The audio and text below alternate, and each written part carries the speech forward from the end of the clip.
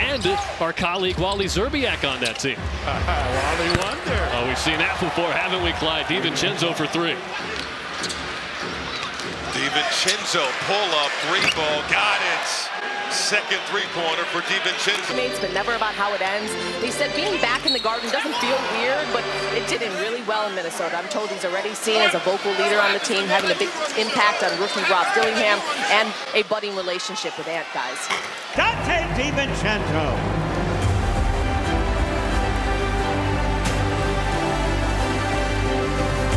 Seeing Donte DiVincenzo back at Madison Square Garden. It's great to see him back here, even with different colors on. At one point this road trip, and the last game of the road trip was on Wednesday in Chicago, so.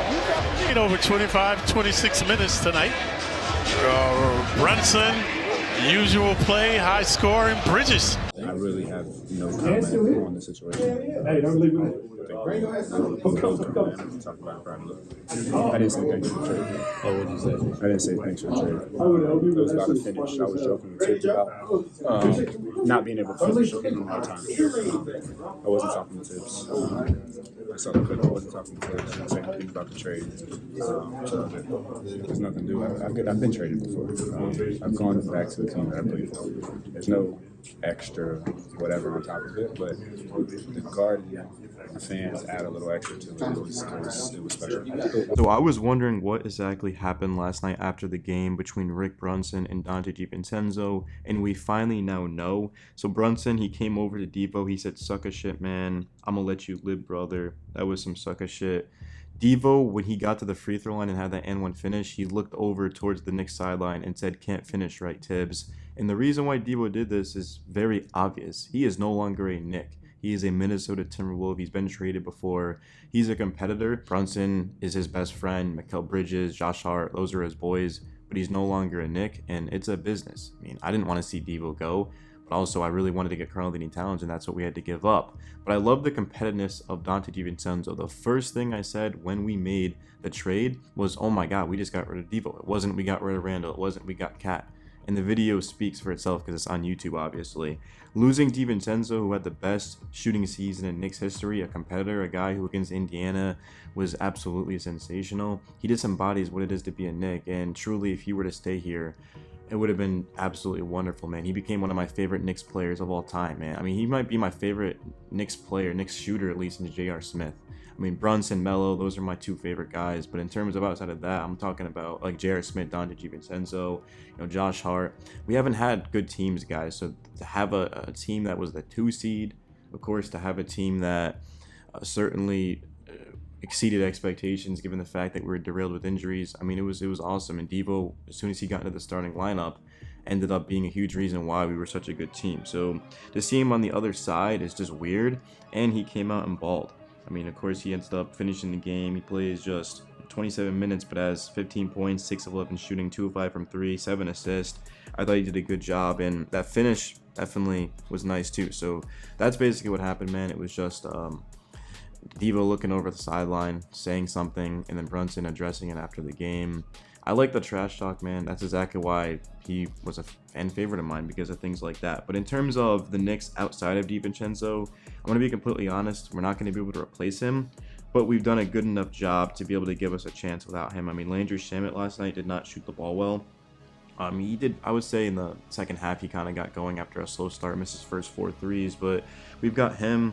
We've got a Campaign, who I thought had a really good game, 20 minutes, 5 of 10 from the field, 12 points. He's shown so far in the preseason that he can score the basketball and make an impact.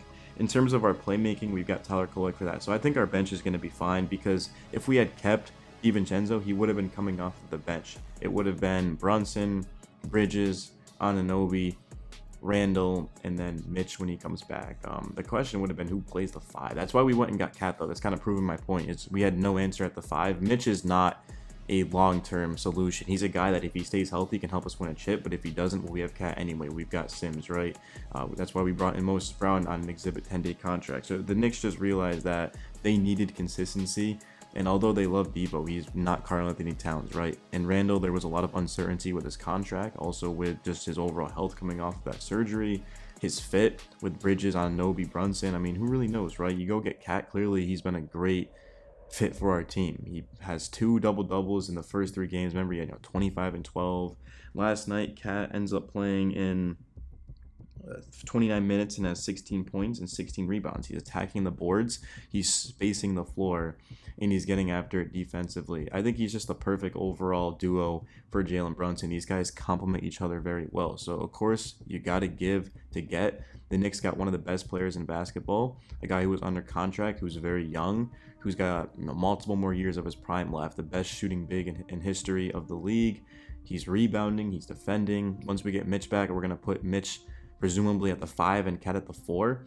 And then at the 3, we can go with Anunoby, who's more of a 3 than a 4, if we're being honest. At the 2, you put Bridges there, and then at the 1, you've got Brunson. So now all of a sudden, you've got elite rebounder and rim protector. You've got wings who can defend. You've got a great shooting player who can run the pick and roll with Brunson. And then you also have Brunson who can throw the lobs to Mitch, right? He can kick it out to Cat for a 3. He can attack the basket. And it's just going to be a lot of options. It's going to be tough to stop. And clearly we're going to be a better team with Mitchell Robinson out there. But even before that, I like what I've seen out of Jericho Sims, Precious Achiuwa, and Ariel Hukporti. I think we're going to be just fine. Moses Brown, well, we'll see if he gets some run in the next 2 games we play tomorrow.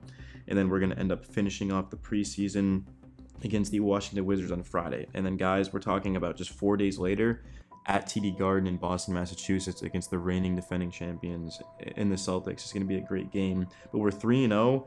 We've had really, I would say, 2 close games, which has been good. We had that one against the Wizards where we blew them out. So just getting reps, getting these guys in shape and ready to go as soon as possible.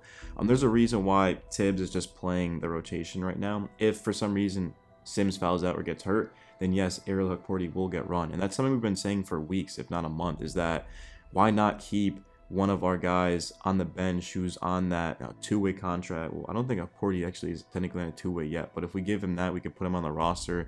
He's 6'11", he's got size. It just makes a lot of sense, right? You look at like a Kevin McCullough Jr., for example.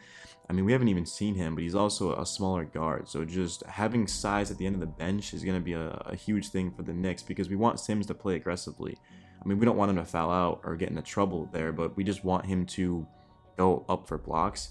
We want him to contest shots, and he's struggled with that too. I feel like Sims has given up an and 1 in every game at this point, but this is what the preseason is for, is to practice and work on your skills and get in game shape before the season. So, yeah, I've been pretty pleased. I think our bench has definitely played a lot better than I thought. Our starting lineup is starting to get chemistry, but I think the biggest thing overall for the Knicks so far has been our defense. It's been flying around. We said coming into the year that we have the best perimeter defense in the league, and even without Mitch, who's one of our better defenders, we're still doing a hell of a job. I mean, we're just going to make it a living hell for opposing teams this upcoming season. Boston's in trouble, I'm telling you that right now. Brown and Tatum, they're going to have to deal with Josh Hart, Anunoby, and Bridges. You can switch everything. Brunson, we're going to do our best, of course, to try to keep him out of the way because we know defense isn't his strength. He definitely tries on defense, and I would say he's about an average defender, probably at best, right? But again, you guys, top 5 offensive player without question in this league, extremely efficient, clutch.